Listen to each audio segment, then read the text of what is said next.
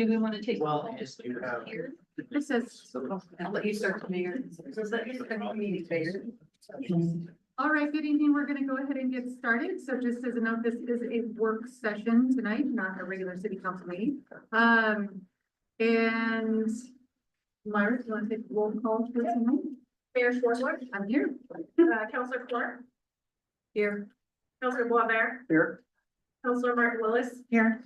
Councilor Morton. Here. Councilor Roden is excused, and Councilor Source, Here.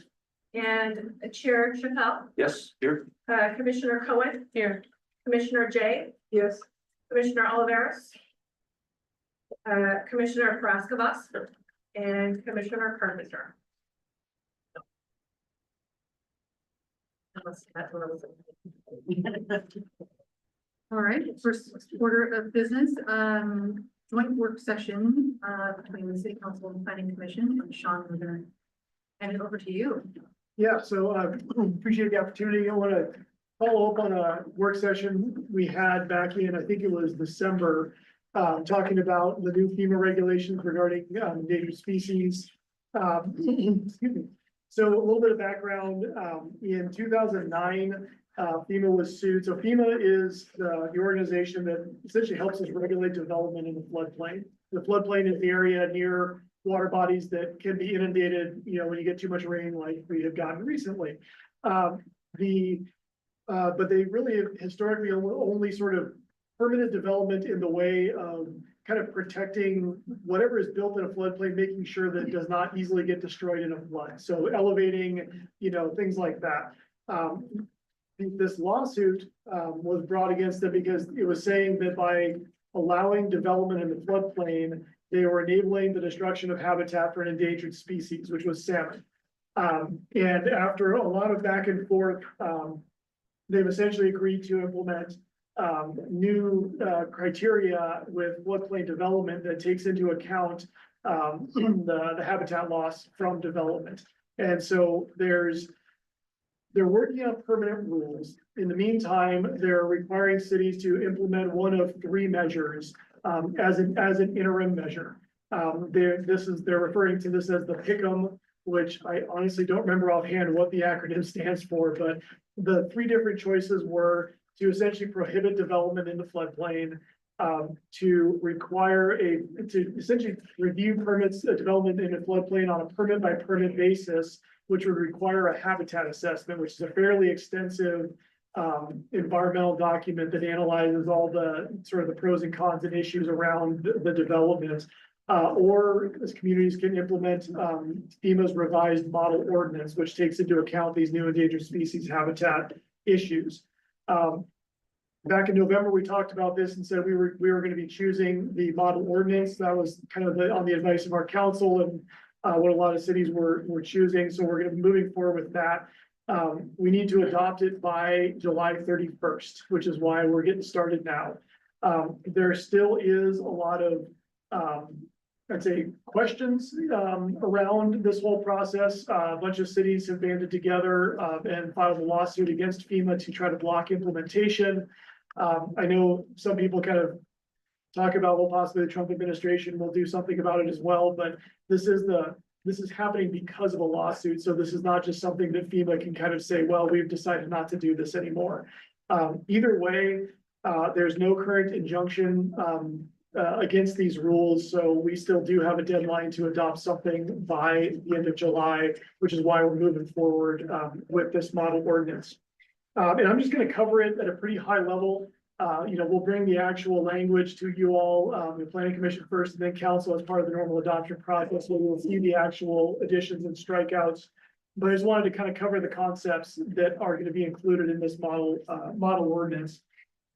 So the standard that this ordinance is trying to achieve and that's being set by this lawsuit is a requirement of no net loss of habitat because of development in the floodplain. That's the critical metric that's trying to be achieved. And so the rules are kind of focusing on three critical functions of a floodplain. So one is flood storage. So when it floods, you need an area for the water to go. That's you know, part of what the floodplain serves. Second is water quality.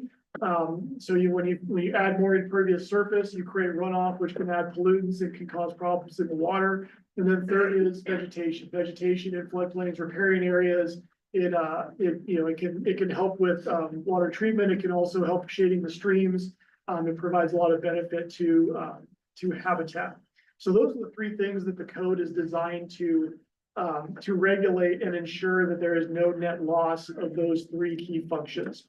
And so I'm gonna go kind of through each one and just talk a little bit about how it is approaching those.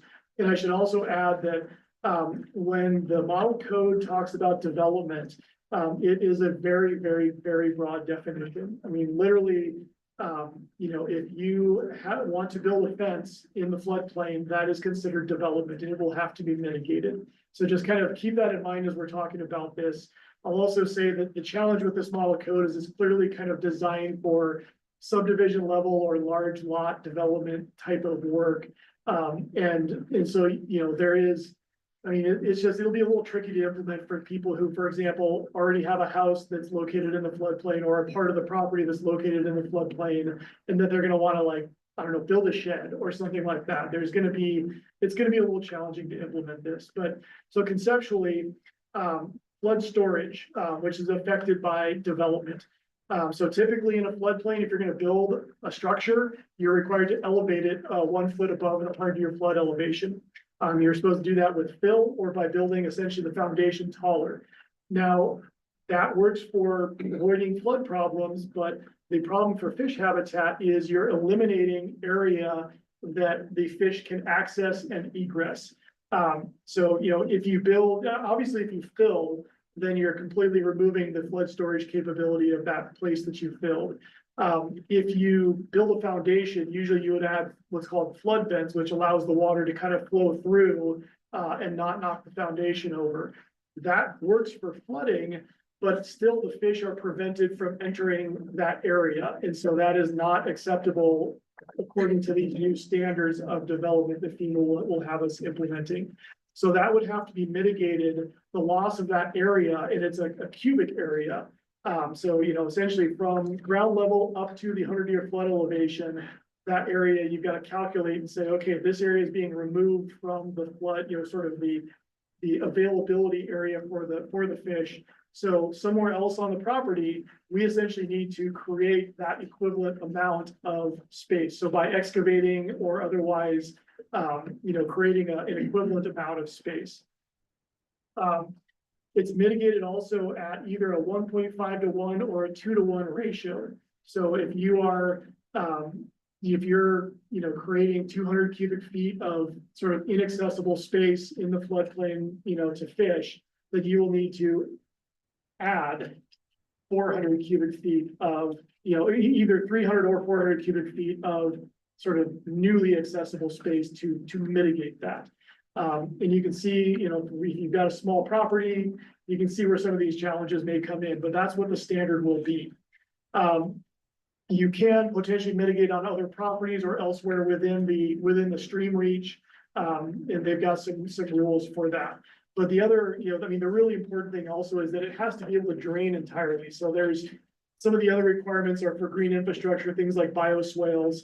And, you're always sort of looking for ways you can combine mitigation measures. Well, can we excavate out, for the bioswale and also count that as as mitigating for the space that the inaccessible space that we created? But you can't essentially create a pond, because if it floods, fish go in, water comes down. If they can't go out, then they're trapped and eventually they die. So you've got to have something that can actually drain to the river. So that's kind of the flood storage issue. On impervious surface, this one's in some ways a little more straightforward, but there's some complications as well. So you're building a new house, you're building a driveway, you're building, whatever, you're creating new impervious surface. So an area that water cannot penetrate and it's going to run off. Impervious surface has to be mitigated on a 1-to-1 ratio. So for every square foot of impervious surface you're creating, you have to mitigate that somehow. You can do that so for example, I'm going to build a garage for my house that I don't currently have. You're gonna need a driveway to get there. Maybe there's an existing driveway. Maybe you tear up the whole driveway and replace it with permeable pavers or some other, permeable concrete that allows water through.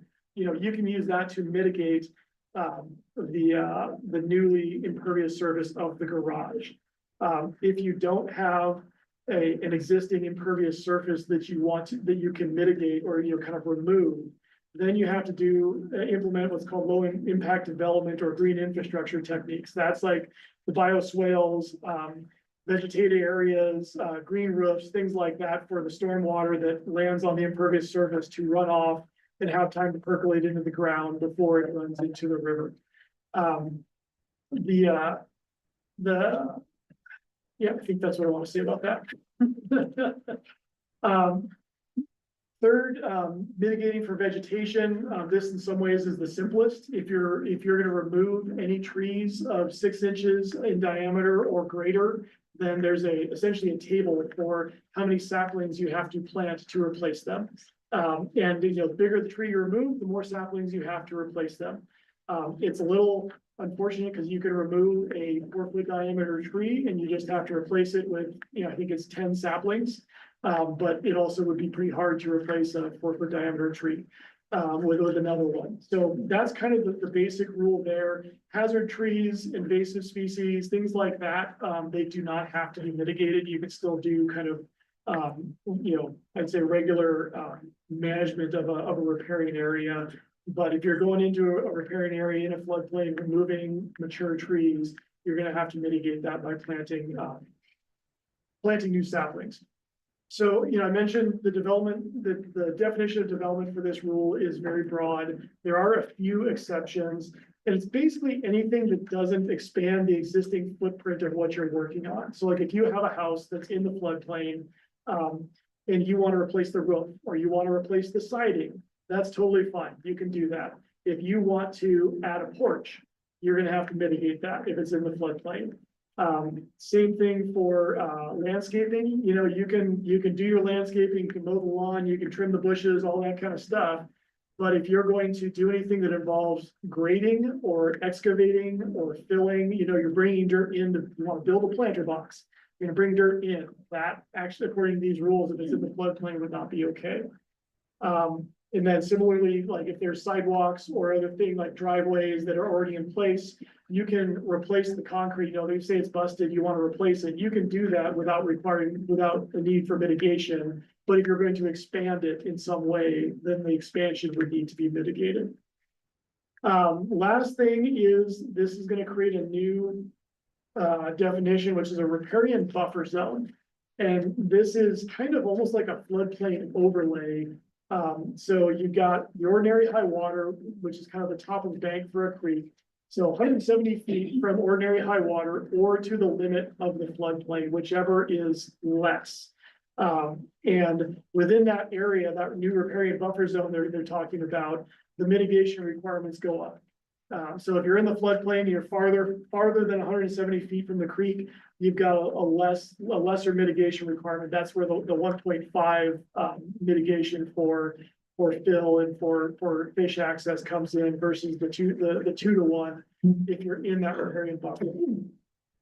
You're also required to do what they call a beneficial gain, which is essentially just an across the board, whatever the area is that you're having to mitigate for, you gotta take 5% of that and plant an equivalent area with native species and designate it as open space.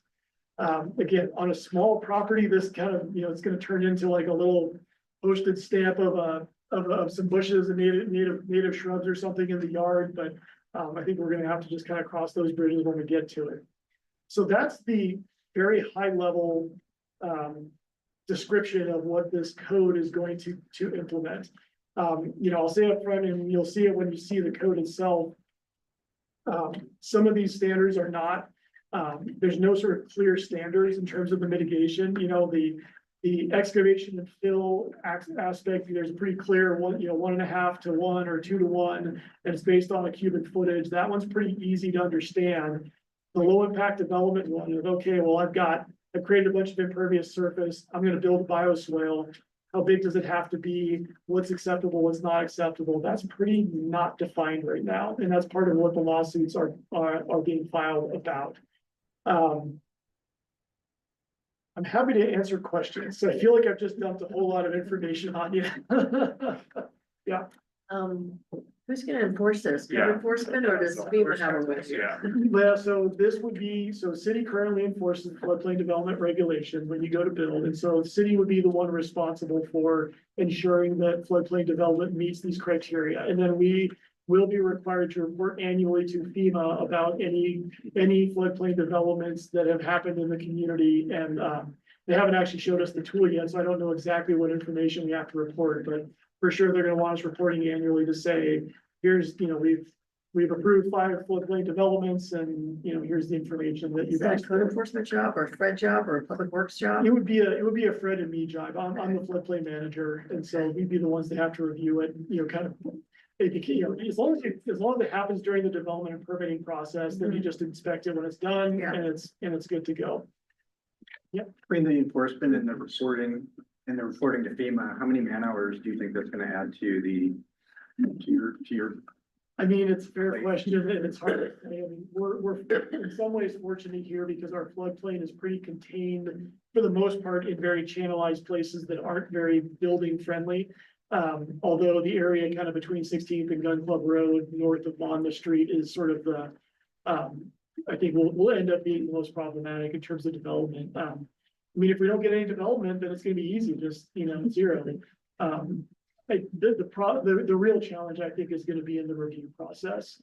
And just trying to figure out what's reasonable to require and how to do it in a way, especially for the smaller property owners where we are requiring them to go hire an engineer to design their bioswale or, a 100 square foot, shed that they're putting in. Thank you. Yeah. Has FEMA been engaging with you in the last few months? Have you heard from FEMA since the administration took over? That's a good question. The last webinar I was on was, I think, in December. And so, yeah, I think probably the short answer is no. Because my follow-up question is, if they keep their promise and get rid of FEMA, who will be doing this? And that would be a question for the courts. So may I ask? So I guess my question from question is it worth our time until we know that this is like, it's this chicken and egg thing where it's like, do we do it thinking that it's gonna be enforced if we haven't heard from the agency? And the agency is being discussed, there's discussion about disbanding the agency, like, is it worth our staff time to move forward on this? Move to Ken on that one. So this is how long is this process, Sean? I mean, with notice periods, and I mean, it's a 3 or 4 month process. So, yeah, so it's a and so we're kind of moving along slowly. And just still puttering along, because as Sean said, it was a lawsuit, so, we don't know who's gonna pick it up, right? If it's not FEMA, which agency is gonna pick it up, if any? So we're doing enough to show that we're doing it without inundating our staff. Thank you. And as it stands now, we still have the July 31st. Yeah. Correct. Two questions. It won't hurt to be in compliance by July 31st or July 1st. It may benefit us down the road when it all comes to pass. And the second question is, why would we encourage any building in the floodplain? I mean, to the answer to your question, we don't necessarily encourage it, but it is permitted. And so we're not out there saying, hey, go ahead and build the floodplain, but when somebody comes in and says, I would like to do this thing, we say, well, here's the ways you can, and here's the ways you can't. And then, like I say, the bigger challenge is the people who, one way or another, there is something already there in the floodplain, and then if they want to go and do something to. I understand that, and I understand grandfathering and it's already there. We have seen more flooding because we get these torrential rains now that we didn't used to get. So the water comes up much more quickly and stays higher. So it would behoove us as a planning commission at least to say, do you really want to build here? Because it's going to be flooding. We can't say when, and we don't say how many times, but we know that it's probably going to flood there. And why, what are you doing? You know, you want to put that much money into something that's going to be complex. Well, and honestly, we do have that conversation during the, when somebody comes in and says, I want to build a house here. Yeah, okay, you're in the floodplain, here's the 100-year flood elevation, you've got to be 1 foot above. That means you're gonna have to be elevated X amount. And of course, that's our right there, that's an added expense, Right. and so we do have those conversations with people. Who's question? That was basically my question. So I get that we're not posturing, but we're positioning ourselves to be an if-then situation. But, would that prevent, or would that at least advise somebody who wanted to get in and build something before this came into effect?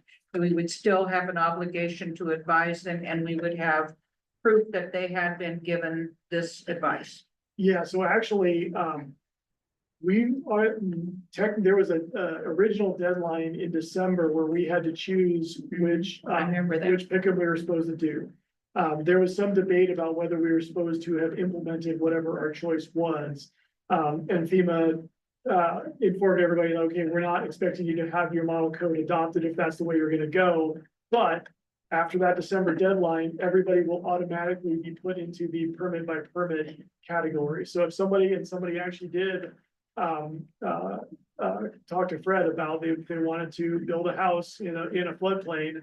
And he said, all right, well, here's the regulations, and also here's the assessment that you need to fill out for the permit by permit process in order to be compliant with the current FEMA rules. It seems like being prepared with an interim memorandum of understanding would be a good idea.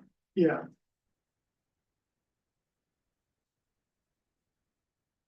Other questions?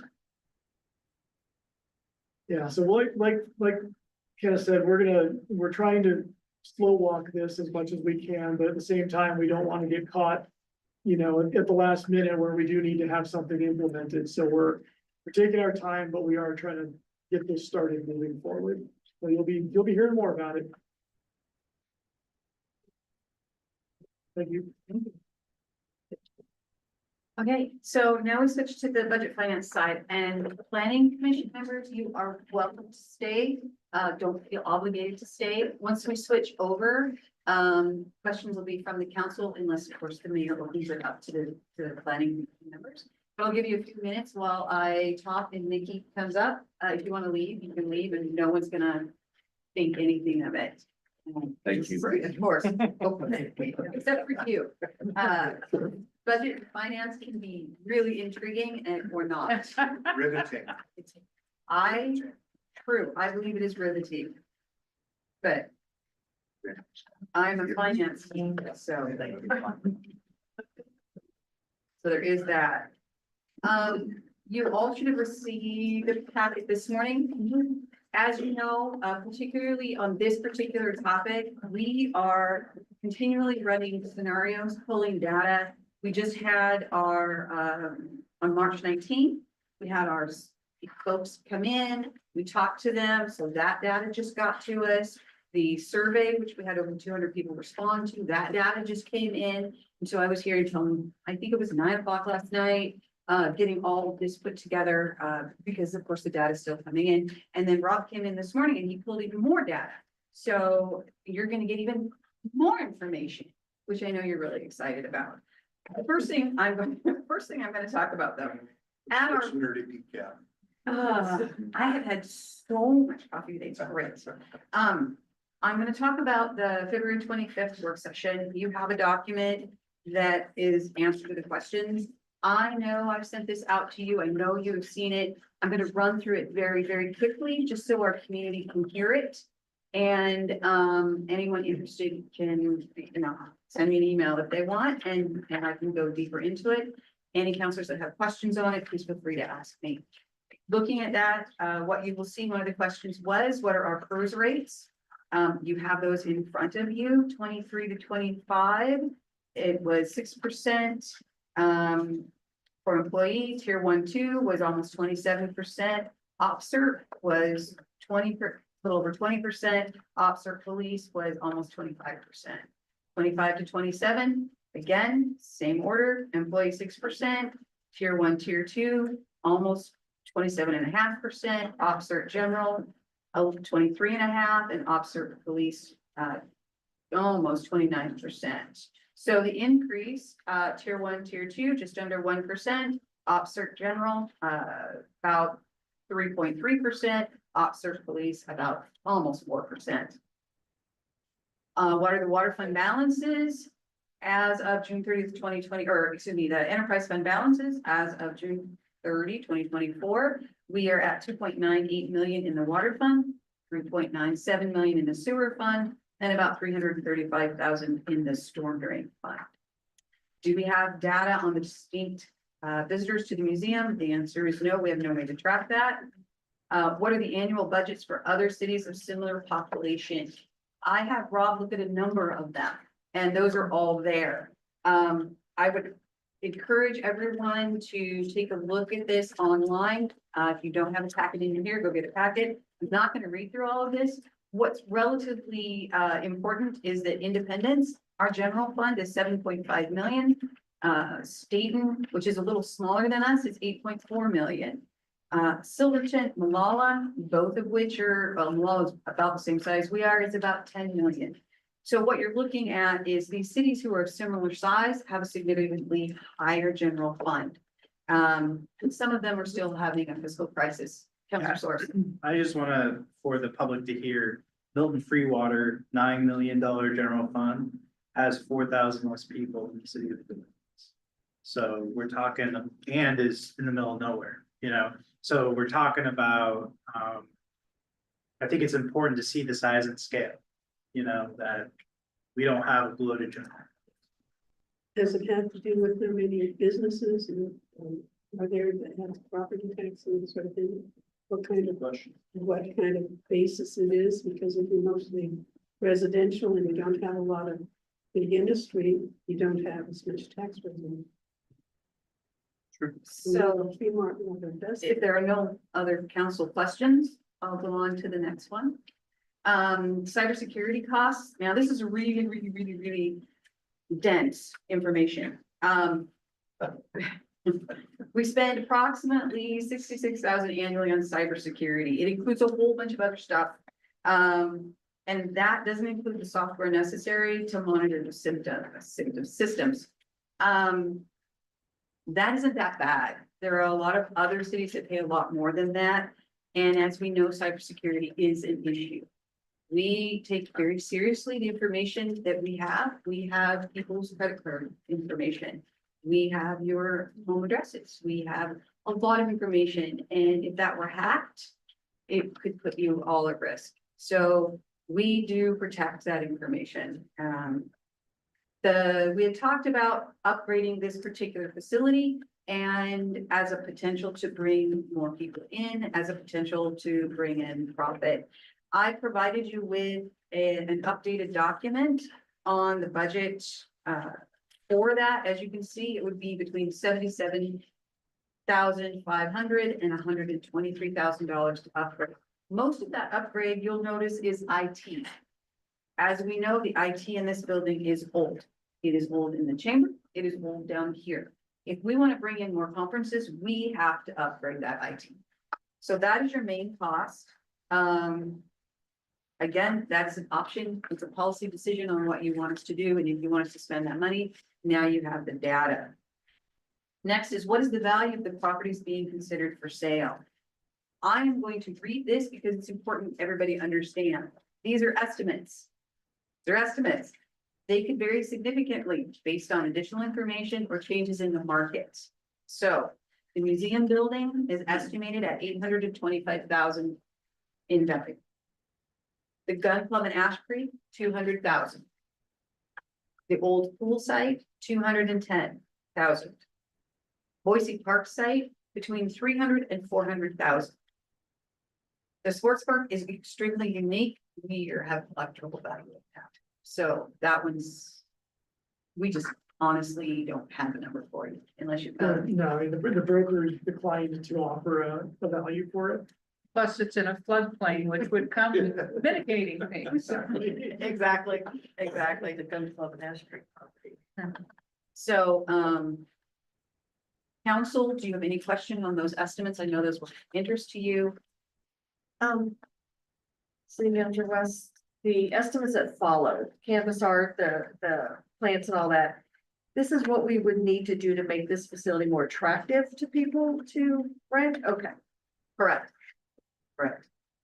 It is very, very outdated. Yeah.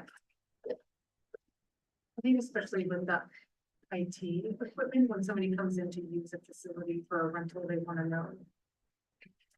What's the equipment here that they can just plug into for a board meeting or a presentation?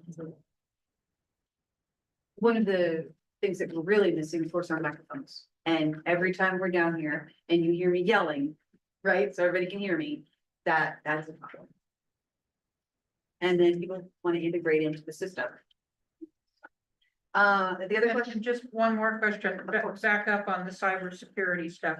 That does not include any salary. No. That is just equipment. Okay. correct, Equipment and software. correct.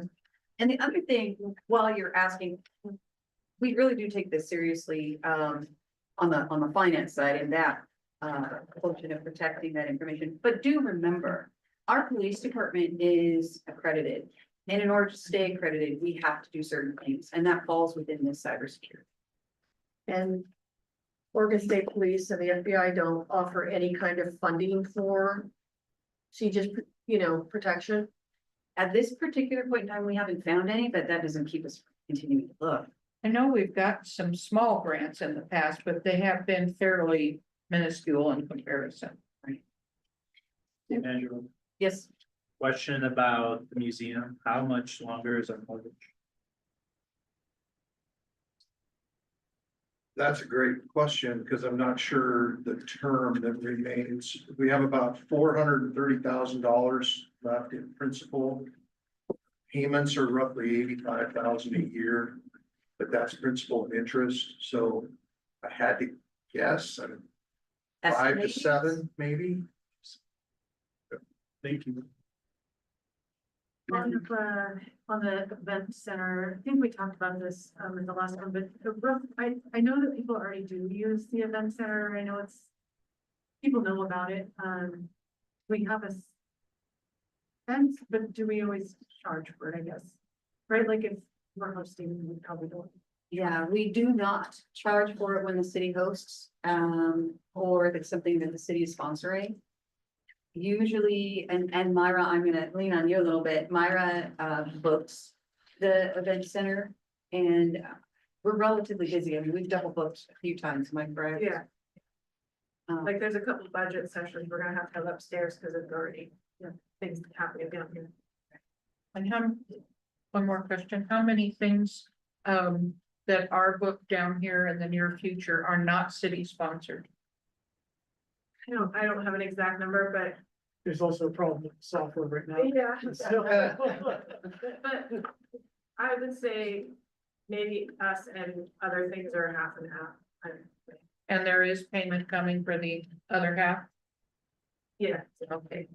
I just wondered what the status was of the agreement between the city and the hotel at this point. Yeah, I'm actually meeting with them tomorrow to talk about revisions and how to adjust that. I'm actually gonna be asking them about what they would, think would be necessary, sort of bare minimum versus ideal for this facility as well. And then the other question was how many Airbnbs and hotels currently pay TLT to the city? We have 7 Airbnbs and one. So those are, wait a minute. Okay, now I'm gonna wrap into this, some of the questions that were on in February, and also some of the questions that we've received as we have moved through our outreach. One of the questions was, what about a biennial budget? So I asked Rob, what about a biennial? We had talked about it when he first came. I asked him to give me some pros and cons. So on the upside, we have a longer planning horizon, which allows for a more stable, consistent target and less variability. And I'm reading his words, so don't think this is me, this is all Rob. In our approach to priorities and resource allocation. It gives an off year for budget prep that allows time for other projects and priorities. And we can align with the state's biennium and PERS rates. That would begin with 27-29 biennium. There's no greater effort for departments to do a 2-year versus a 1, basically the same amount of prep. No implications for the audit, and there's greater flexibility in project timing with a 2-year budget window. On the offside or the con side, projections are further out and they can be less accurate. And right now we have a bit of chaos at the national level, so who knows, right? From 1 year, 1 month, one week to the next. Less certainty in inflation pressures on costs in the out year. Less involvement of the budget committee in the off year. Potential for more budget adjustments within the 2 years. That's about it for pros and cons. Now, this is an interesting one. You know, you've all heard it, my bucket conversation, right? We have closed buckets and we have the general fund, and these things are in the general fund, police, parks, museum, and library. Now, I've had a couple of people say, why can't the police be in closed buckets? Why can't the police be basically an enterprise fund? Why can't they be treated like water and sewer? Just take them out of the general fund. Nobody's really done that we're aware of. But I had a couple of people ask that question. Now, initially, it appears it's possible, but this is what it looks like. You remember the public safety fee that we put on to the utility? Okay. We would do the same thing. We would take that $20 or 17 or 10, depending on where we are. That would come off, but what would go on the utility bill would be, I'm just gonna round it to approximately $80 a month for every sewer hookup. And then that would have to go up over time. So it's not gonna stagnate at 80, it's gonna go up over time. What that would do is that would pull the police completely out of the general fund. And they would be paid only on that fee. And then the general fund would be left for parks, library, and museum. We do get pushback on that $20 fee. Quite a bit. And although there were a couple of people who asked me about that, what we have seen, if you looked at the data, and particularly if you looked at those comments, which I manually input, so I've read every one of them. So if any of you out in Zoom land are thinking we didn't read them, I read every single comment. Many of them were like, no new fees, no new taxes. So that's the political side. In answer to the question, yes, it could most likely be done. It would start off somewhere around $80 every single person. That's where we are. If you want to look at that, if you want to talk about it, direct us to do that when we get to that part of this discussion. Knowing, of course, the political side. Now, we also talked about budget. And one of the things that's always been asked is, can we do the budget in real time sitting here? Where you say, I would like to take 300,000 from wherever and put it to tourism and events. What does that look like? And it's up on the screen and it changes. We don't have that capability. Now, there's the potential to get that capability. It looks like it's about $27,000 to $30,000 to purchase, and then around $20,000 annually thereafter. But it could be done. Again, policy decision, not one I would recommend, because there are other places I would rather put the money, and we've been doing pretty good, right? We've been doing pretty good. There was a question about our police department overtime trends. And again, this is Rob and his incredible team. So it looks like in 21-22, we had about 520 overtime hours. 22-23, we had 602. 23-24, these are fiscal years, I apologize. 23-24, we had about 746. From 24-25 through February, okay, just through February, we already had 641. I've been saying we're understaffed. Okay, we're understaffed. And then the overtime costs, wages only, these are not benefits, just wages. 21-22 is about 28,000, 22-23 was 36,000, 23-24 was 40,000, 24-25 for February, already at almost $34,000. I have a note here from Rob, we need to add approximately 40% to those numbers for benefits. And that's basically driven by, because overtime is subject to PERS. We also pay, Social Security, Medicare on those numbers. And then there's some other less significant benefits that are based as a percentage of salary. Is overtime straight time or is it time and a It's half? time and a half.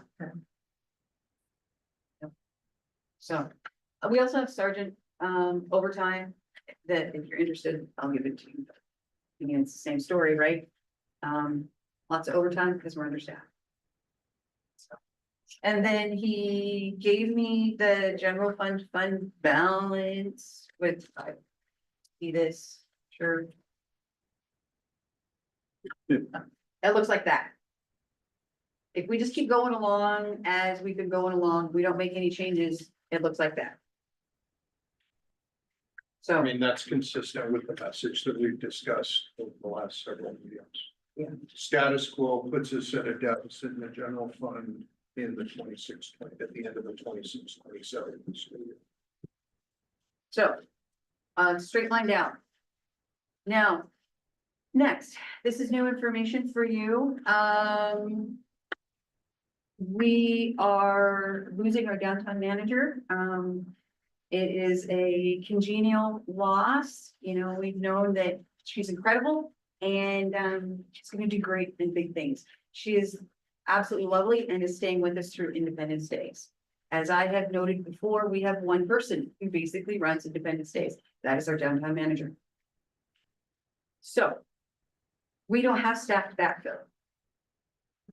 No, Sean cannot backfill. There's not enough time in the day, for him to do all the stuff that he's doing, which is about a two-person job already, and take that on. See Mr. Urbina's kids picking up garbage.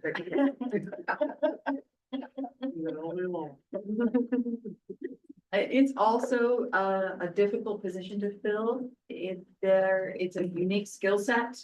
There aren't a lot of people that have that skill set, and COVID, you know, took a lot of those people out of the market, right? When everything goes down.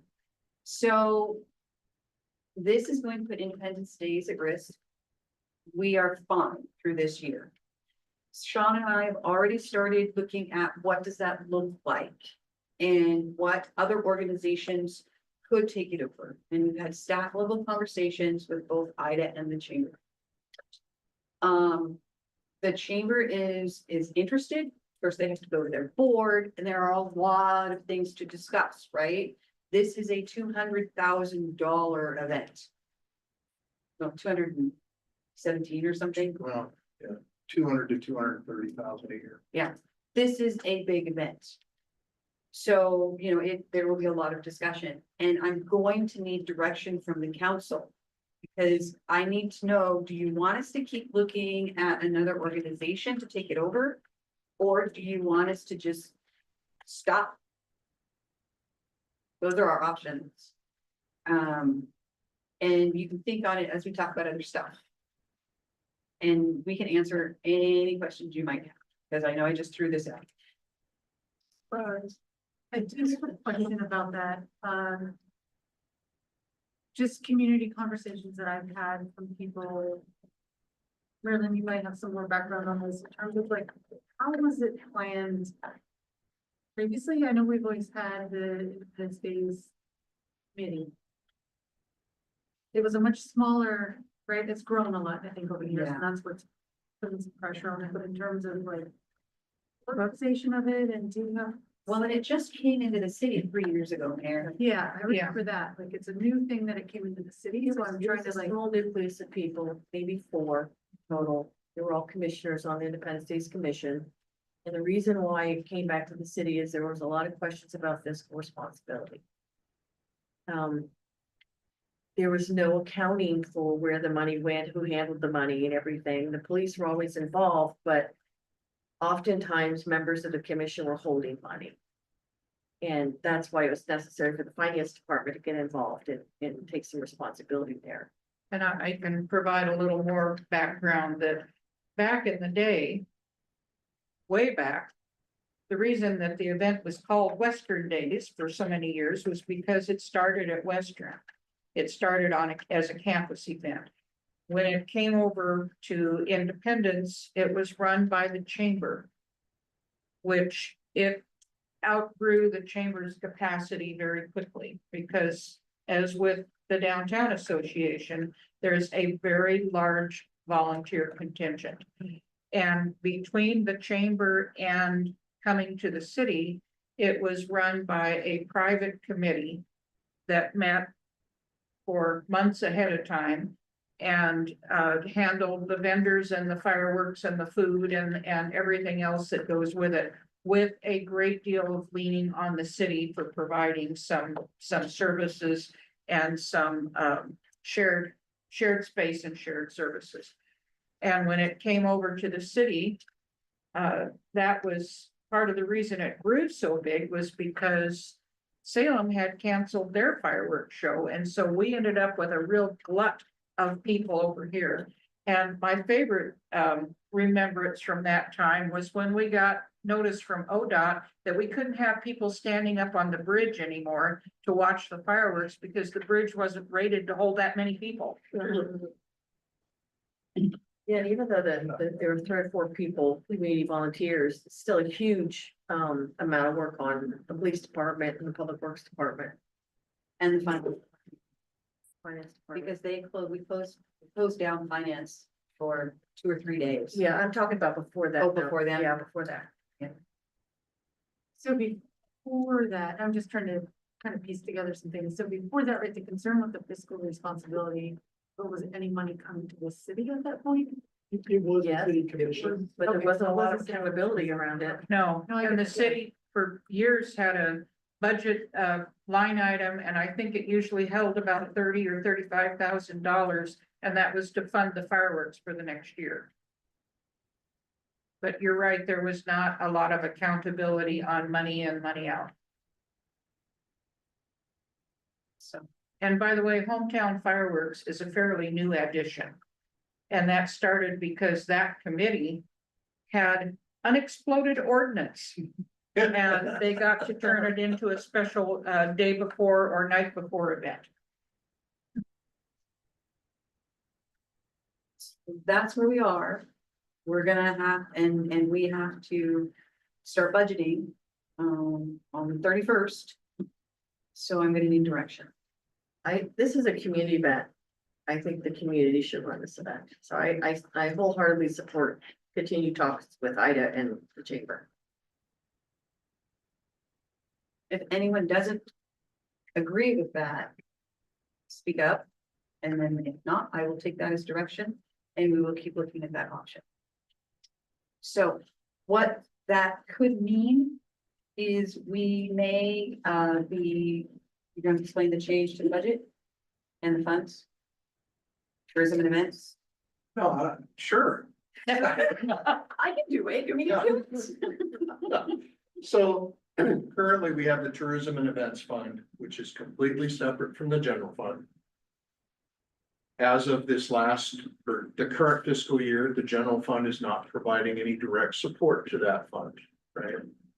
We made that was very clear through the budget committee last year. And so as a result of increasing the gate fees for Independence Days, that function basically self-supported itself in the Tourism and Events Fund. Other money, Except it didn't pay for staff. it didn't pay for the downtown manager Correct. position, it paid for a chunk of city staff time at the event, finance department. suite. So other monies coming into the tourism and events fund is primarily the transit lodging tax. Okay, and that's anywhere, I think this last year was in the neighborhood of $180,000 for 23-24. This current fiscal, or the fiscal year that just finished, 23-24. It was in the neighborhood of $180,000. We don't know what it's gonna be this year, obviously, we're only barely into the year. So. That fund, and that transit lodging tax basically funds that downtown manager position. Okay, and then whatever other events are not directly funded through admissions or sponsorships. So, for example, Glow is a cost that's basically funded from transit lodging tax. If we take the downtown manager position out, we could conceivably consolidate the tourism and events fund into the general fund. And handle things like the summer series, the Glow, whatever events we want to continue to provide through the economic development department of the general fund. It would give us a vessel for accounting for those things. Then the transit lodging tax money could come into the general fund as well. Continue to fund those things that are tourism related, but it would also provide some additional just sort of general revenue into the general fund. How much are we talking about? Not that much. How much are we talking about which? Put the tourism and events fund into the general fund. How much money are we talking about? That could possibly go in there. Probably $60,000 to $70,000. Plus Net. the transient tax after that. No, that is. That would be the lodging That tax is the lodging after tax. we paid for like some of the other events and stuff. But that really wouldn't have a larger effect until the 25-26 Correct. year. And that's what we're talking about here is budgeting for 25-26. And it does other things, it makes the budget just a little bit easier, a little bit more clear, we don't have that other fund. You know, where we're trying to explain, no, this is separate, this is why, it's in the general fund, it's a line item, it's easier. Counselor Solskjaer. So. I'm a little hesitant to do that because I think. One of the challenges we've had around some of these funds is just getting some understanding of where these funds are, what they're going to, right? And it seems to me that the transit lodging tax, because it's supposed to support tourism, it's supposed to support economic development, and it's not necessarily consistent depending on economic conditions. Right, is it really consistent? I guess that's a question. Well, I actually was not with respect to the consistency. There's no statutory requirement that transit lodging tax at the level that we have it is required for tourism. Ours is pre-regulation. We talked about that. Yeah, I just want to be clear about that. I think that's the way the city has treated it, but there's no, we're not statutorily required to do that. I guess my follow-up question would be, if we took that money and we brought back movies in the park, for example. How many movies could we get? Movies and concerts could we get with that money without spending an additional dime on? So the concerts are actually I have no idea. I think the concerts are self-supporting at this point in time with the wristbands. That's correct. And the movies, Sean? Movies. Call it a couple thousand per movie if you include security and the sound person and, yeah, it'd be 2,500. Yeah, because we actually are looking at bringing back 2 movies for this summer. That's kind of my estimate is 2,500 per movie when we factor in the sound system, sound guy. 600 for the movie because we have to do the licensing and everything, and then security and some of the extra stuff. Okay. I mean, personally, it seems to me that if we're deciding to get rid of this position, which. I mean, I'll leave it to you all if that's the right way to do it or not, understanding that this person is moving on. It seems to me that any kind of monies should be dedicated to tourism and economic development. I would actually argue that the museum is better fit in that pot than the general fund to begin with, and I understand that's a whole other conversation, and what I'm seeing in here is a lot of opinion from our constituents that the museum should be the one that takes the brunt of cuts. But I think engaging our community about in a conversation of what does this money, what could this money do for our community and what kind of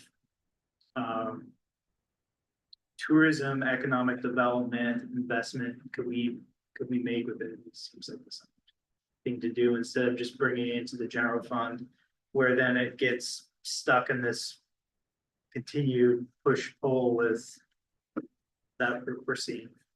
I'm a little confused. If this fund paid for Courtney's salary, what happened to that money? If that position goes, if we no longer hire a person to fill that position. That's basically. That's what we were talking about. Okay, but then what's the 60 to 70,000 after paying for Glow and River's Edge and everything? Is that coming out of that? Yeah, I mean, Okay. it's, and 60 to 70 may be low. It's because Courtney's, when you talk about the salaries and benefits of that position, it's higher than that. Yeah. So it's, that's the money we're talking about. though. And I remember- probably spoke on the amount Yeah, and remember, the general fund backfilled that fund. Yeah. Right, until this Yeah. year. right. But without a downtown manager, flow's not gonna happen, other things aren't gonna happen, he's gonna be able to pick up the, now he's already doing River's Edge in the movies. I mean, yeah, and I would argue there's other, we're exploring other alternatives, because I think it would be not great to just completely walk away from that type of work, but Right. Mr. Ryan, you've been around a long time, we've talked often about building a volunteer cadre. And we've not been successful in doing it, and, you know, to have the community who wants events be a part of putting these events together with city oversight, obviously. I think we really need to explore that, you know, it's telling people who live in this community, put your money where your mouth is. Put your time where your mouth is, you know? I know Monmouth does a pretty good job of that. And back when Mr. Pessimer first came on board, we talked about it quite a bit. We had ARPA money, we had other things that we could play around with. But I think we really need to work on getting our community involved in what we do and how we do it. And I realize that's somebody taking on some additional responsibility, but, and I know the staff has already pulled in a million different directions, but to form another commission, that's a volunteer commission, maybe that's a way to get this thing rolling. so if I can, that's kind of. If I could make a little pitch for what, the way I'm gonna be pitching the budget, I think there's an opportunity to try to support an existing organization within the community to do this work instead of the city. Yeah, you still take it on. Yeah, and so that's like, Everything, yeah. the conversations that we're having with Ida and the chamber, I think both of those are interesting opportunities to try to strengthen a local organization. Build them up, help them develop better capacity to be able to do more in the community, which then hopefully will, kind of catch hold and be able to continue growing beyond even what we're funding them for. But that's what I would kind of suggest, is that we consider, some type of a contract with an IDO or something like that to do some of this type of work.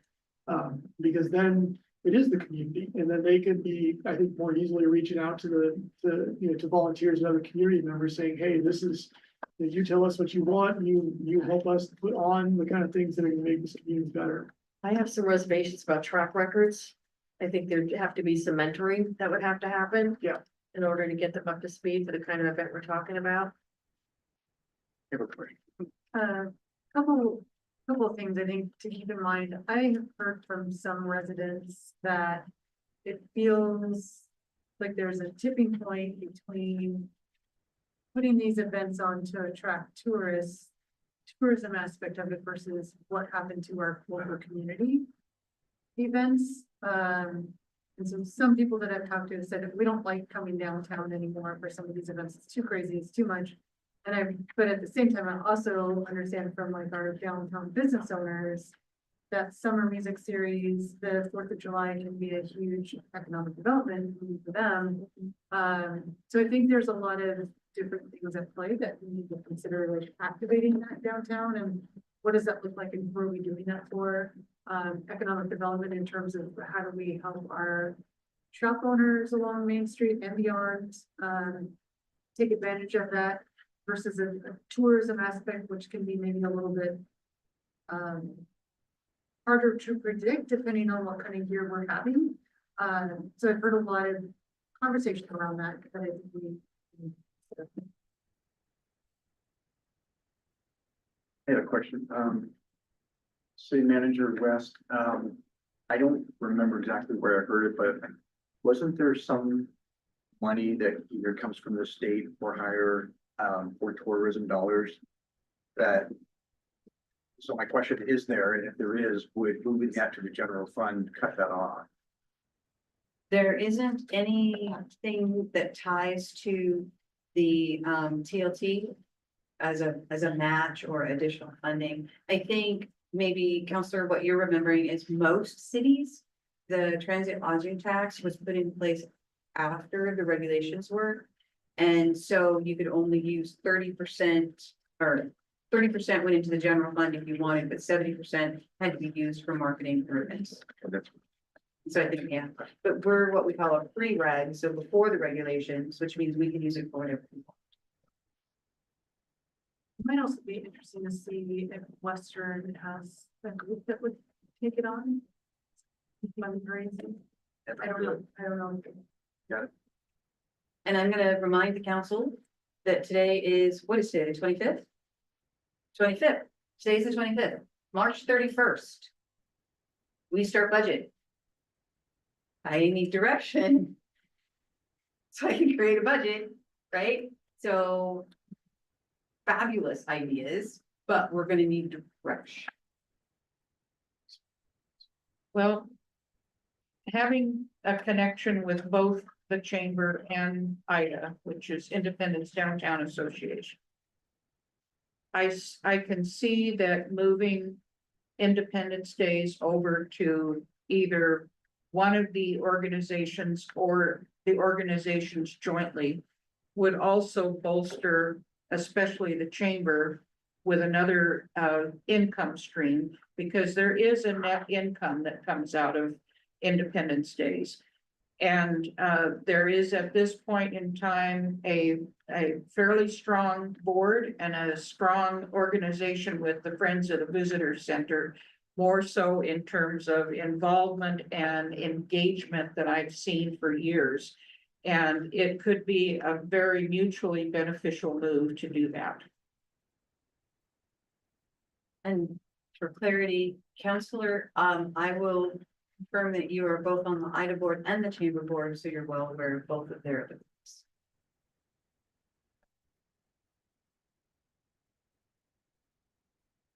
All right, anything else? It sounds like our direction is keep talking to IDA in the chamber. And reach out to Woo. With the idea that this would be, the change would occur next year. Correct. Yeah, just for clarification, basically, all of the revenue and expense for this coming 4th of July is in this fiscal year, right? Because we have to, that stuff all has to be done before the, some of the bills do get paid. And so we would be looking at revenues and expenditures in 25, 26. Well, there Right. potentially wouldn't be much because it would be for 4th of July, 26. Right. It's really screwy because it's really close to our year end. But I don't know that I'm in favor of talking to Woo. I mean, we've got financial problems too, right? Yeah. That's Well, I was what's thinking more like an organization, not, sorry, not Woo itself, but like an organization under the umbrella of Woo, like Smith Fine Arts or something like that, that might, or a student group that's fairly well organized. I don't know. They have an event planning class that does enough. It's an item in the chamber to that. So if we may, can I have, I'll reach out to you for ideas, you may have some insights. Sure. Mayor, would that be? Thank you. Okay, so that was new information. Thank you very much. I know, it's hard when things like that come at you. But I appreciate all of you for being open to that. Now, City Manager West. Yes, sir. Real quick, the decision that we just made is simply that we're interested in talking to community organizations to take on, not about the transit logic. Correct. Okay. Correct. And so as I understand it, what we will be doing is we create the budget, and I'll just make this clear. As we create the budget, we will be pulling Independence Days out of the next budget, mainly out of the next budget cycle. Not the one we're starting March 31st, but the one following. The one that goes into effect July first of 2025. Yeah, So, 4th of July, 2025 will still be a city Will function. still be a city Right. function. but the budget, Will, Yeah, for we've 20 got it, we've got some work to do. We got- yeah, okay, right. To figure out which columns these things Right, fall into. gotcha. But what you won't see a full Independence Days in the budget that you will be reviewing. Correct. Coming around. Correct. You may see pieces, There'll be, yeah. right? So. It's, We, you have a job. we include some narrative associated with that because I worry that the community is gonna see that and think that we're funding it for July without any conversation. Yeah. Thank you. We won't have our first meetings and public meetings, our staff meetings are next week. Our public meetings start in April. So we'll make sure to, April 16th is our orientation. Our first real budget committee meeting is the 20th. The 31st is training, right? Uh, It's the 31st training. no, the April 16th April 16th. is training. 31st or staff level budget, some service stuff. Okay, so funding sources, community feedback. This is our outreach stuff. So the first two pages, I'm gonna skip right over them, you guys. I wanna go to the one that is entitled Survey and Interactive Event Data Summary. I think that's pretty interesting. I tried to summarize it down. You'll see, the survey data, we had 228 respondents, which is really incredible. Then you can see, and I'm gonna read this for the people that are online. According to that survey, that was our digital survey. Most important department, library was 46%, parks was 46%, museum was 8%.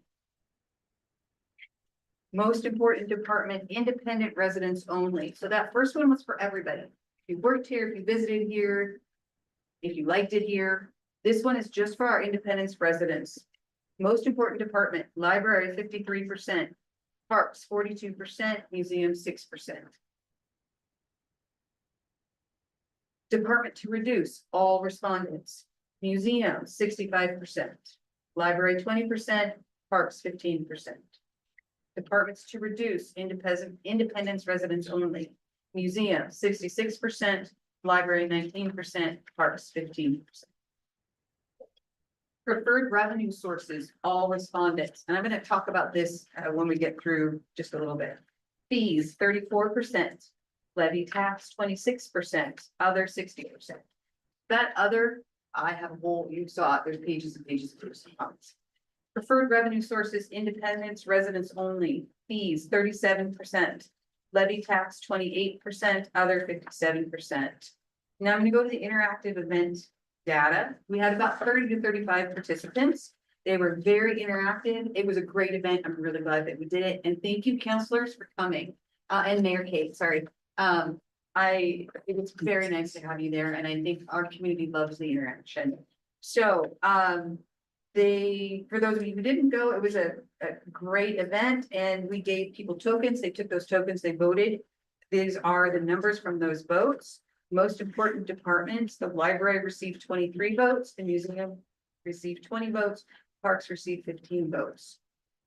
Funding preferences, a separate taxing district received 13 votes, levy 6 votes, utility fee 6 votes, and do not fund 3 votes. You'll see on my insights, I talk about, across both events, that the library and the parks generally emerge as the most important departments. And that fees, and under other funding sources are preferred over levies. Now, a discussion about fees.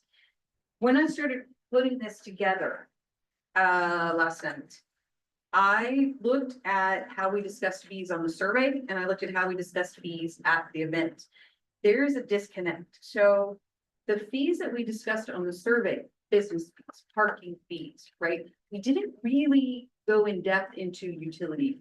I think it was on there, but it wasn't something we really looked at. So as people, and you can see if you read the comments, as people started talking about fees, they were talking about parking fees, business license fees, right? That's where their mind went. Now, at the interactive event, we were very clear, and Sean did a great job of explaining. Fees, we're talking about something like the public safety fee. And so that's where you see that difference. So as we talk about going forward, we need, I want you to keep in the back of your mind that fees on the survey to our people may not mean the same thing as fees to those folks who came to the event, right? And if you read all of the comments, we did receive a lot of, no more fees, no more taxes, but we'll get into that. So, next I'll move into funding ideas on the interactive event. You will see a whole list of those. They're pretty great.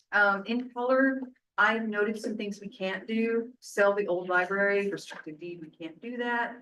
Total independent streets. Interesting idea. It might have to go into a street fund, so it's not gonna help the general fund, but it's an interesting idea. You have all the data, and I already read you the data, but I provided you the cool color, because it's cool in its color and you might be interested in it. Well, it is. Second. Question 4, they talked about other revenue comments, and you will see I did not have enough time to break that into different groups. So they're just listed out for you. You will see a couple of things where I have given you input, like reduce politicians' wages. I made it kind of clear that. I hereby relinquish all wages that I get. Right, right. But I think, that's an interesting thing, right? The community thinks you get paid. Or at least one does, and you don't. So I wanted to make it clear that you don't. You're volunteers. You're giving your time freely for the abuse that we heap upon you. And we appreciate every one of you for that. Then there was some conversation about luxuries like new cruisers and an unmarked Tesla. Our vehicles are on a schedule, and we replace them as we need to based upon wear and tear, their life expectancy. I think we had one surplus vehicle. I don't know, Chief, if you were here, but the one vehicle that had the hole in the floorboard that I think we finally got rid of. So, we're using our vehicles for quite a while. Yeah. Yeah. And we don't want a Tesla. And never have. No, I think that's important to stress. Yeah, that, yeah, Keeps going the around. Tesla rumor is just that. yeah, we don't have one. We've never owned one. Nobody has one. Yes, and then another city got a grant for the Tesla. Yeah, And we had, I think, a personnel carrier at one time. It was a washout from some military installation. We got it for nothing. And as far as I know, it went in 2 parades and that was it. that was it. Okay. What happens to you? So, another comment was Sunset Meadows, and I just clarified that no general fund money for use. You all know that. We used SDCs, community work, grants, donations. And then there was a comment about having an outside audit done on our books. The city books are audited on an annual basis by an outside auditing firm. So that is done. It's required by law. cut staffing, you know, one of the things I really want to reaffirm. When I came in, if you all remember who were here, we strategically reduced staff, and that was very hard. We cut staff. We have not replaced that staff. We cut staff in finance, we cut staff in economic development, and we cut staff in library. We have cut, you know, we talk about, and I think I may have said this, we talk about cutting fat, we talk about cutting muscle, we talk about cutting bone. I grew up on a cattle ranch, can you tell? So we cut we didn't have much fat. So when I came, I cut muscle. If we cut any more, we're cutting bone. So just remember, we've cut. And we can't cut our way out of this by cutting staff. Well, I shouldn't say that. According to finance, we can certainly cut staff, but then what happens is we start cutting all the programming, right? The city services start to reduce down, so. Why are you gonna make me the backup? Because you are the back end. So the other thing, we talk about 203 Skeletor, the building that wasn't built. We don't own it. We don't own it. It's owned by a private entity. We can't sell it. We can't do anything with it. Someone else owns it. There was a question and this one I answered a little bit more, just because I think it needed it. So this one talked about, continuing to move money from water and sewer, putting it in the general fund, and then what happened to the windfall, that is in public works because we're no longer taking money from there. So I've said it before, I'll say it again, there are statutes, state statutes, city ordinances that do not allow us to take the money from water and sewer. And we're just gonna follow the law. I mean, it's as simple as that. There is no windfall. So over the years, when the money was being moved from water, sewer, streets, maintenance wasn't being done. Projects weren't being done. And because there wasn't the money. So when we stopped taking the money, then the money that was coming in is now being used for the maintenance that wasn't done for the years we were taking the money. And for the projects. So those are those 20 projects that Gerald is running in Public Works, which is why he's losing his hair. But so there's no windfall. We don't have a big old pot of money. You saw in the beginning, you know, we have, you know, what, less than $3 million in water and sewer, right? And we have $40 million water project. We have a $2.5 million street project or street project, $2.5 million lift station project. I mean, right? There's no windfall. I need to make that clear. There's no pot of money.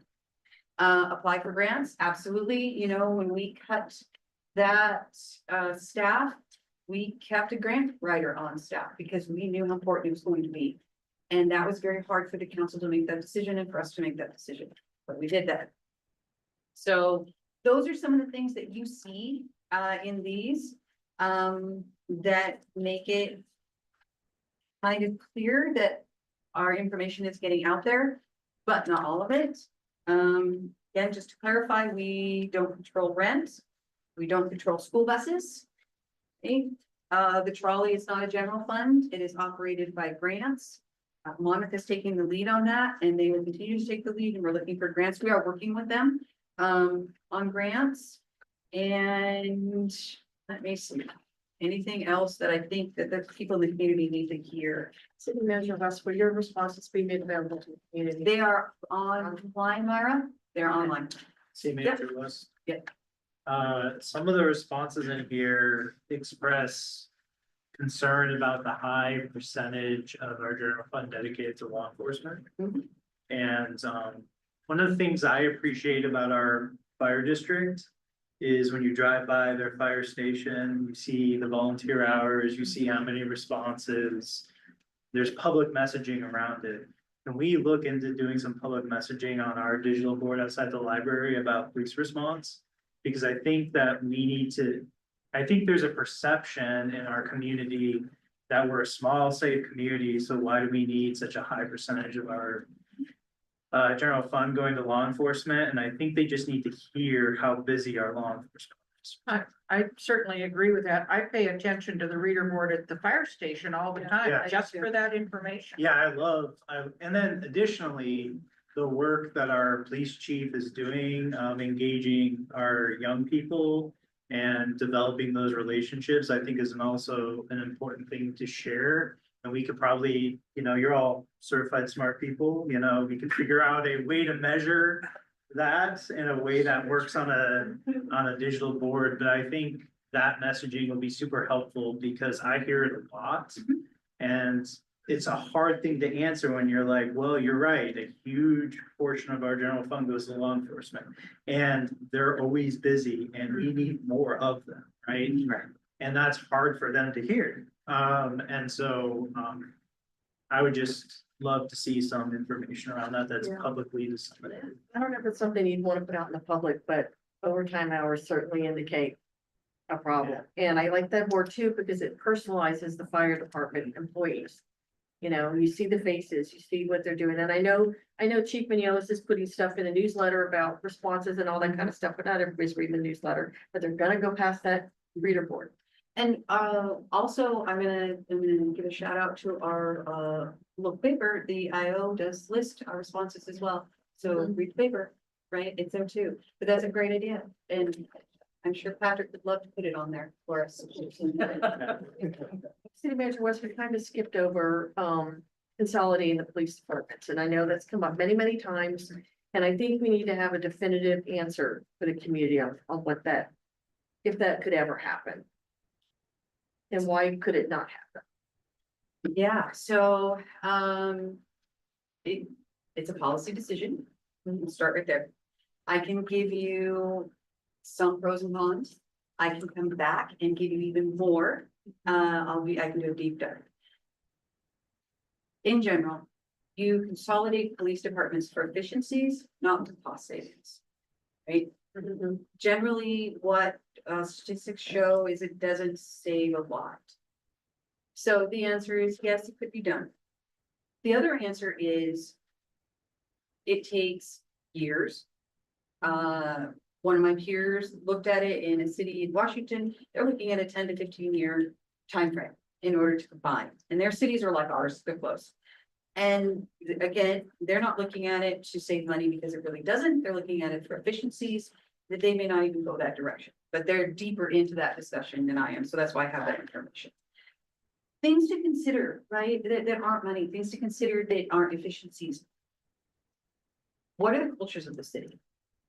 Our police department reflects our people. How are our people different than Monmouth? Think on that, or are they different? So university makes a big difference. Not as much as it used. So our police department reflects our people.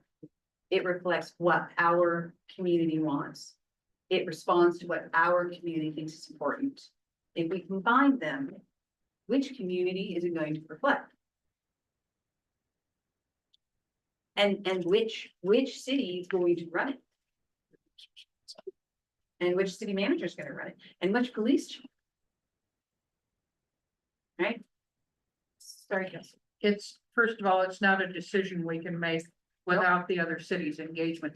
Can you address the thing I saw come up in here a couple of times about making us a portion of the sheriff's department? So, right. Well, we can't become part of it. We could contract with the sheriff's department and agencies do that. They're usually smaller cities, but there are some large ones that do in other states. And I've lived that. I've lived that in my prior city. Much smaller city, not much smaller, but smaller city. And I lived that. And I will tell you, we had a great relationship with the sheriff's department. We really did. But I fought every single year. I fought every single year to get the deputy that I needed for my city. One. I had two because we put in a public safety fee. Otherwise, we would have had one. And I would just go talk to the folks in East Salem about how they love being patrolled by the Marion County Sheriff's Department instead of having the same PD. Yeah. Because as someone who used to work in the legislature, I used to hear it all the time. Right. It is very, very, very difficult. And remember, those deputies, yes, they are there, but they get pulled off to go do rural. And unless you're super careful, again, you may not get the deputy. When I came in, the deputy I had an individual, I'd been there maybe a week. Oh, something bad has happened whenever I go to a city the first week. It's terrible. The pool died on me the first week I was there. So I had a person come in and say, I have this problem and I need the deputy. The deputy was in their office at City Hall. They said, well, no, you have to call 911. I had to get rid of that deputy and, get good ones in. So, yes, it can work. But there are challenges. And again, the reflection on your community member, do they love your community like Chief Butler loves your Yeah. community. And they're also dependent on public safety levy too, But we would have to pay for it. Now, let's remember, we pay a lot. The city paid a lot for those deputies. And then if they didn't have something like, because there were some issues just outside the city and we needed like, a shield and they didn't supply it, so we had. And I think it's important to keep in mind also that how we police has changed significantly over the years, so when people are proposing, well, all you have to do is just combine them, right, and it's about police cars and number of people and it has changed so much and it's not a transactional interaction. I think it's very community oriented and I think we're fortunate to have the police department that we have because they know the community, and so that would be my top concern was that culturally that would shift and it would become more of this kind of transactional feeling, which I don't think is what our community values. So, any more questions on the comments before I start to narrow you into, I need some direction? Anything I missed that really hit home with you? I may be completely wrong on this and people may disagree with me and that's fine. But I'm putting a little bit more weight on the interaction budget. The interaction budget meeting responses, because those were people who took the time to come down and talk to the experts and get some answers to their questions. So I think their responses were well informed, whereas I'm not denigrating anybody who responded. I appreciate their input, but they didn't have the benefit of having that back and forth conversation. Yeah, I mean, I agree, but I also do think that not everybody is able to come down to meetings, so giving them the opportunity to Absolutely. be able to respond if they work at night or we have kind of a one window opportunity for people to come in person. Doesn't always work. So I took all of that and, look for, plans for assistant city manager. Did I miss anything that I need to talk about? Did I miss anything that you think is important? at this I was point? trying to figure out how much time she wants. Yeah. I know. Would be nice. I'm with you. I would take a time. I would take a time machine. Out of this, I boil us down to the things that, the themes that I thought kind of bubbled up. That we could move forward with this year. So we did talk about combining the police. That's something that it's not going to change anything this year. That's we can talk about that later. And the first one was combining the library and the museum. As you can see from my notes, combining into one building would reduce operational costs, maximize space efficiency. We could sell the existing museum building to generate revenue and eliminate maintenance costs and mortgage expense. Of course, the pros, savings on staffing, utilities, and maintenance. Cons, we lose the museum space, and we have a strong community, museum community, and they would love to keep the building. So, do we continue to look at that? Do we put the budget together, combining the museum and the library? We need to know how to move that budget forward on Monday. Follow-up question to that. Yeah. And I think this would be very clear to message whatever direction we go in, that we see that as hopefully a temporary. We could explore none of, and I think unfortunately, right, we're under the time crunch, so that, like, all these longer term things take time to explore and time to sort through, but we do have the old library, the women's, I mean, there could potentially be some options, but they're down the road in terms of what would it take to potentially expand that museum back out again.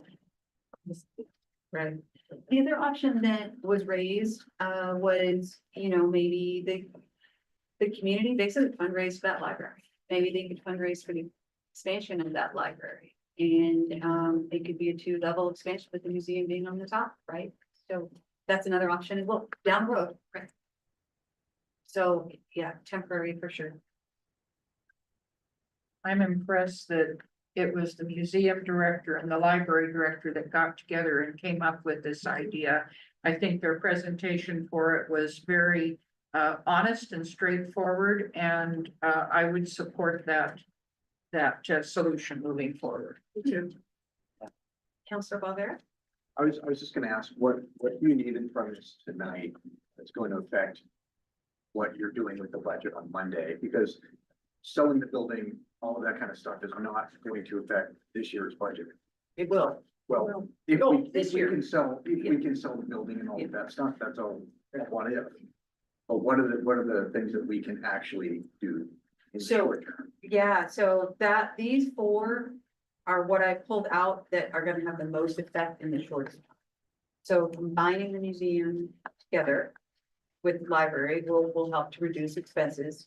And then hopefully we get that building sold in the next fiscal year. Wasn't the budget of the museum like 215,000? I mean, that's nowhere near the 750 that we're trying to get to. So what are we doing? Rob, he's your favorite counselor right now. Did you just hear that? Yep, I'm just, Thank you. yeah. I'm glad that there's somebody in the doom and gloom bucket with me. No, and that's the issue, Yeah. is yes, the combining of the museum and the library. I can't remember the number, but somewhere it generated like $124,000 in savings. You're right, that only gets you part of the way there. So, you know, we're gonna,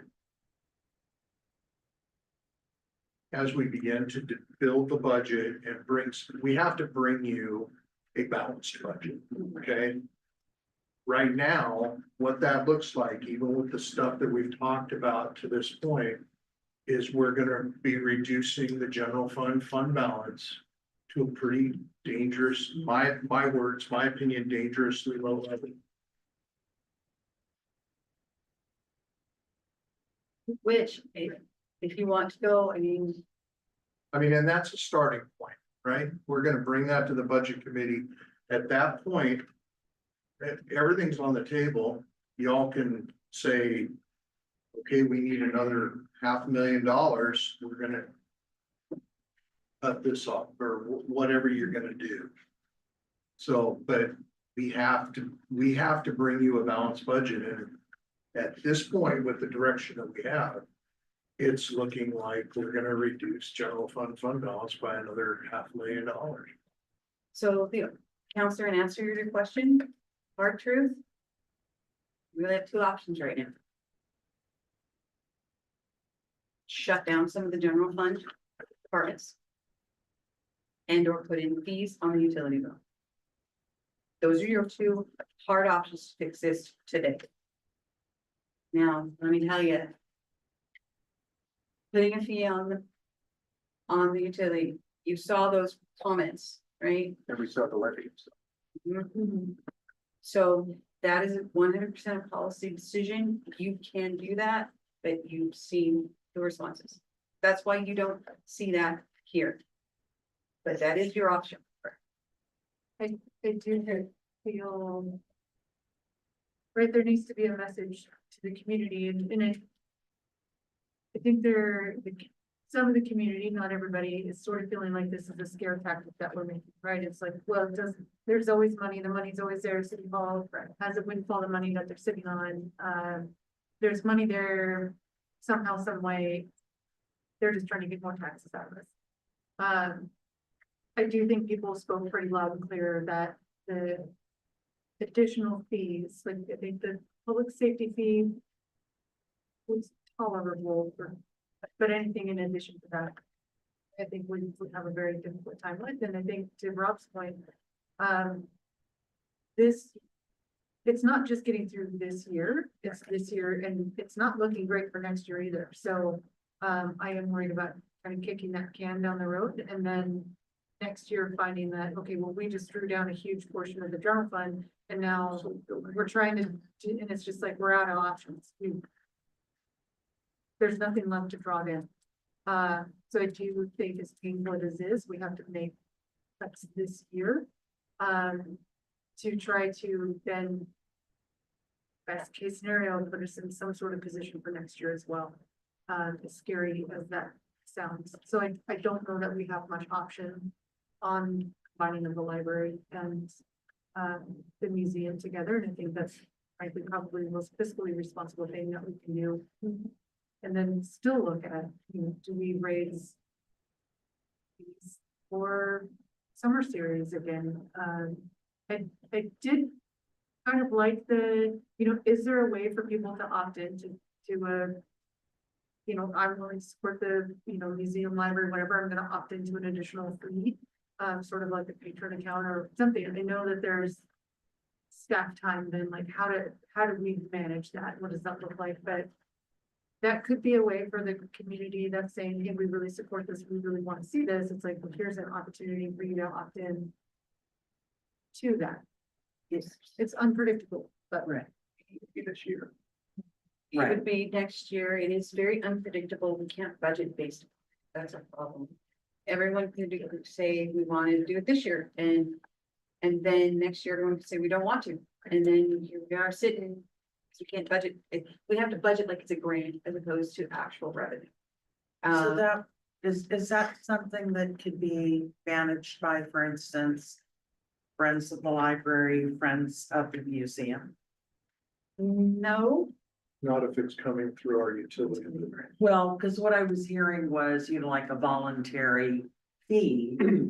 I mean, can you, rather than slapping that on the utility bill, I mean, just publicize the fact that, yes, you can be a patron of, you know, the museum or a patron of the library and accumulate that way, and then that money is there, and we're not trying to.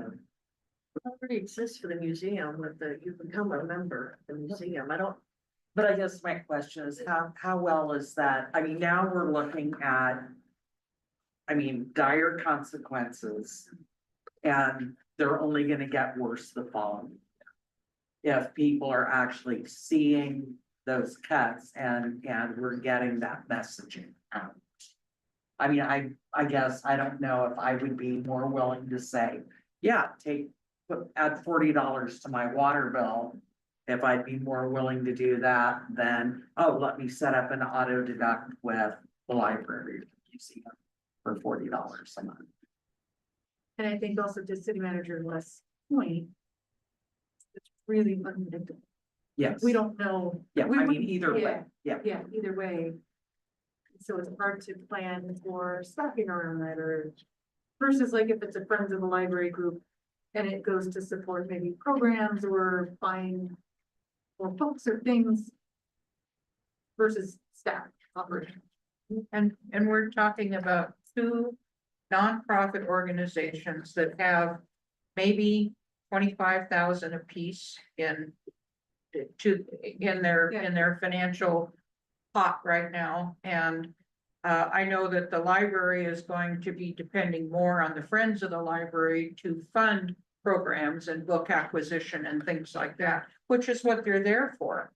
But it is not a high-powered group that can go out and say, well, sure, we'll just raise $300,000 and it'll all be good.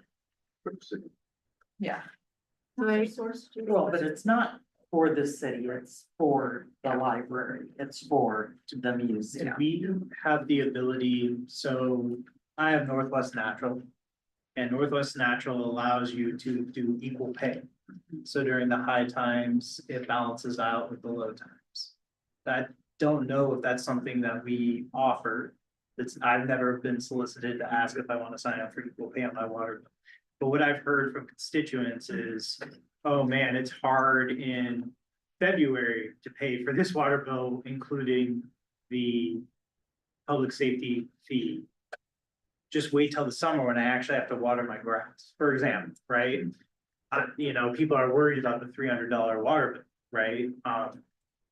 One of the things, is it possible for a city, do other cities offer equal pay to balance that usage? That also could get you a little more consistency with. If it's equal all year round, the residents have a bit more certainty of what their bill looks like all year round. It's balanced a little better for them, which makes it a little more affordable. It allows us to budget a little more consistently because there's not a boom and bust with water usage. And maybe we, through education, talk about other opportunities. This is also a long time. And I hear the levy, I hear the concern about the fees, but I also understand. The services we're talking about are the places where people, regardless of your socioeconomic status and other identities, have a place to gather and build community and have access to the benefits of a community. And I think most of the people in our community, maybe not the loudest ones, believe that those are shared values of our community and that we have to do everything in our power to protect those to the best of our ability. So buying us a little more time with like an equal pay and having education while we're having conversations about cuts could go a little bit ways with our community to say like, all right, like we've heard your concerns. We're trying to find ways to balance this a little more. Let's engage more, have educational conversations about what we use the utility fee for and future engagement about interest in supporting our services. So equal pay is it equal pay would affect the water fund, which is completely separate from the general fund. You're right, but, interrupted me at any time. And for clarity too, I've worked with several organizations that have equal pay. It doesn't change the revenue year to year. Right. You collect the same amount. Right. You just collect it in different months. But it does ease a little It bit of does. the pain tolerance. Absolutely. Of Yeah. the people who have to pay the bill. I support the idea typically. Okay. It takes a little bit of time, energy, maybe some money to implement. Just understand that it's not really a budgetary issue in Right. terms of revenue and. I recall from water discussions earlier that there aren't a lot of residents in this community that have the $300 water bill in summer or higher. We've just switched to the new tiered structure, so that remains to be seen. When This they, summer. when they ran the numbers, Uh-huh. it did not appear that would be, however, as we know, running the numbers. Like, the best of the ability of the experts, there weren't gonna be a lot, but once we get through the summer, Rob will be able to give you actual numbers. But to Counselor Source's point, it shows we're listening, Yes. shows we care. And we're not saying no counselor service. No, I hear you. It's just, Yeah, it's a Yeah. challenging situation we're in because we have no real options. Yeah. well, I feel like time is not on our Yeah. side, so we have to make decisions quickly for this next fiscal year. Then, I mean, we keep talking about it in terms of cuts, right, and cuts next year and cuts down the line, and there is the opportunity to raise revenue, right, through economic development, but that's also not a quick moving vehicle. And so that would be like, not this budget year, but like planning for the next budget year, what are some levers that we could pull that would hopefully a year from now. Let me ask Mr. Irvine. The museum building. Has there been any interest? Has anybody said, hey, if that was ever available, I'd love it? I mean, not specifically, no. I mean, I've reached out to a few people I know, based on these conversations and. I mean, unfortunately, they're sort of in the, it's kind of a uncertain times, and so nobody's really doing anything kind of situation, but it also, I mean, it hasn't been broadcast. And for any of these, that would potentially go up for sale, we would probably end up doing an RFQ, get a realtor on board, do all the things. So, I will say relatively. Yeah, I'll use relatively quick. We can get them on the market relatively quick. And we would budget, I would push Rob to budget that we would sell at least one. Right. Don't push me. One, at least one, Mr. Doom and Gloom, and that would be that one-time revenue. And But- there is a risk that they don't sell. There's a risk they don't sell, and to Counselor Bear's point, it's not gonna fix it. I said that last time, and I've been saying this since I got here, right? This is problem, and our best bet was that levy. And that's why I think we're sort of buying time. Even if we come up with a quick fix. Or quick, somewhat of a fix for this next year and get a balanced budget in place, we almost need to be thinking about the following year, what we're gonna be doing beyond that. And I don't know if the council has an appetite to.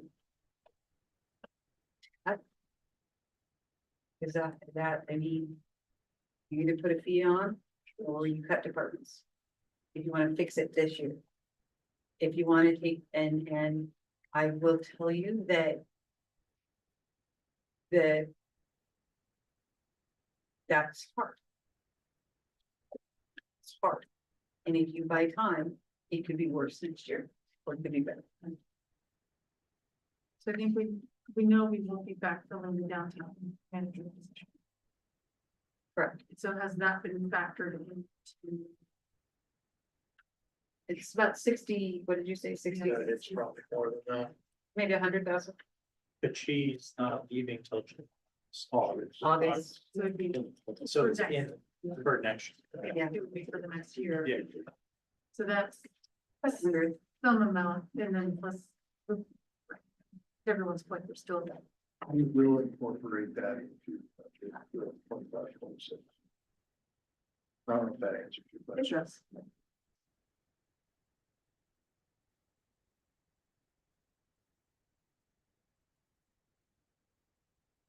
Giving you what you need. No. No. An answer. Well, okay, so when, you say, okay, so then the next, option is to cut departments. What departments would be on the table?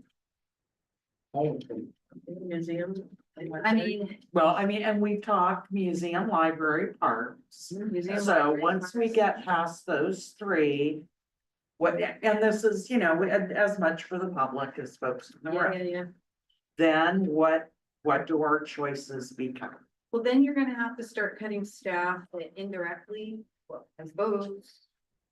You could start cutting our police, you could start cutting staff that indirectly are taken from the general fund, which is everybody except public works.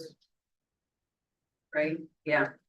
So you would start cutting our clerks, our finance, our administration. When you say cut, we're cutting the work they would have done for the general fund? No, I mean, Cutting cutting people. Okay. Yeah, reduce the position. Remove the position. And then reduce service. Yeah. And so that would be, so for example. So Sean's sitting next to me. If you cut Sean. Let's over here.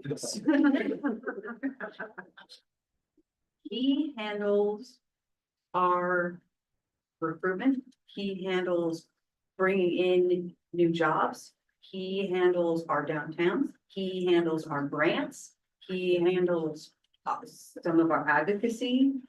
He handled anything related to economic development. If you cut his position, we lose all of that. That means 3 years down the road, you're not gonna have a new industrial company, most likely, because we're not working that angle. You're not gonna have infrastructure to our industrial land. we're not gonna replace the 300 jobs we lost because we don't have someone working there. It'd be luck if we did, right? So you cut that bone. It's not gonna regrow. And in fact, you're gonna lose the capability of the arm that you have. And that's where we are. We cut, as I said, we cut the fat, we cut the muscle. Now we're at the core people. We're at the core people that are working 50+ hours most of the time, right? We're at the core people who are here tonight. We're at the core people who will come on the weekends, who will go to the concert series, right? You're cutting those core people. We don't have any fluff left. Well, that's the problem. We don't have any fluff. Right. You know, unlike the community tends to believe, We don't. Well, the concern about like furloughs, for example, it could exasperate the issue. Because if people start calling on furlough days saying, no one answers the phone anyway, right? right? Correct. Correct. And we're not alone. I mean, I have a letter here from the city of McMinnville. They're $3 million is what they're looking at. I know this is not the direction you would be looking for tonight ultimately, but you do need to start on a budget Monday. I think we do have consensus on combining of the museum and the library. Not filling the downtown manager position. And then whatever remaining, right, comes out of, just draws down the general fund.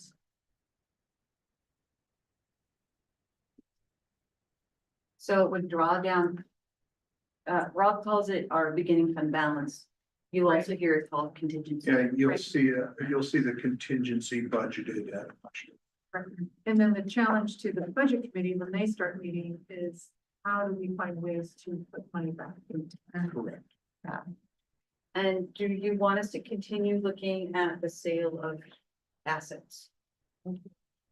I don't think we have a choice but to do that.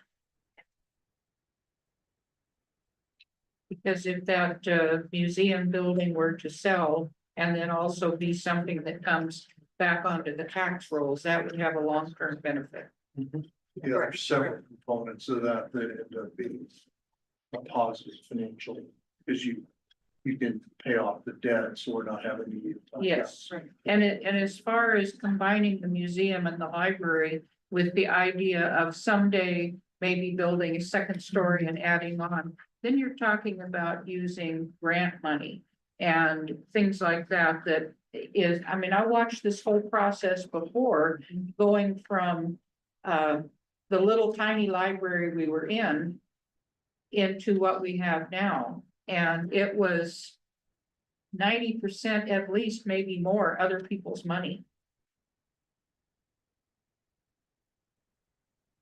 So I'm gonna reiterate, these are good steps. But I wanna be very, very clear. They still are gonna take money out of the budgets. Still gonna take money out of the beginning of the balance. And at some point, can't do that anymore because that money gets us between the end of the fiscal year when we get our taxes in November. And if we don't have that, we don't have payroll. We don't have emergency funding. Right? So I just want to be very, very clear. But I think the challenge to the counselors, to us would be to really do our homework, so that when we get to the first budget committee meeting, we have some actionable ideas that we could be, here's how to reduce that draw or not draw down. I mean, ultimately, right, we would not be drawing down on the general fund. And that could look like a lot of little actions, raising the costs to get into the summer music series even more. I mean, at some point, right, there's a tipping point, well, then less people come and don't return as much revenue, so but there could be a series of little things on it to be able to look at staffing levels, coming up with some ideas and brainstorming, and not just kicking the can down the road. And tax districts were received really quite well, you'll notice, at our interactive with them. How Tax fast could that districts, be implemented though? I mean, it has to go off for a vote, so. yes, Would it be a It's- special It's a election? timely, it takes time. it takes time, but if we buy ourselves time, it's something to, to think about. that at least at the interactive event, it was a positively received. Would that be a special election or would we have to wait for the general and May election? We did a special, Special, we'd have to pay We if have, we did yeah. special elections. Yeah. If we didn't do special election, we wouldn't. and that would take a lot of community work and community groundswell. Because this community did not vote for the levy. But I just want to, 15 people said yes. well, we have to It's a just start. remembering there were two other bonds on the. Yeah. On the ballot too. Not, it's, I just don't want to forget that piece. It's not something the city can do, but it is something that can be done by the community if they so choose. I have enough direction unless there are other questions, Mayor. Just a comment that I appreciate the meetings that the city put on to hear what the citizens have to say, because it created a very rich discussion tonight. Having all the staff there. Thank you. And we did, kind of mentioned this before, you still have your budget by then from last year. The line items aren't really changing significantly, right? So I mean, be going through those and looking at. Here's kind of what we have to work with, so that when we come to our budget committee meetings, we can hit the ground running. I know this is hard, and thank you, each of you. We don't pay you enough for this. Here, are we done? Did we not have the URA? Oh, yes, I apologize. We were gonna talk about the URA. We got involved in this. We're going to move the URA to another time. Okay. Part of that is because we have a grant, you all know, we have a grant that's gonna help us dig really deep into finances, including the URA. So we're gonna push it off to a better time. Good, thank you. With that, Myra.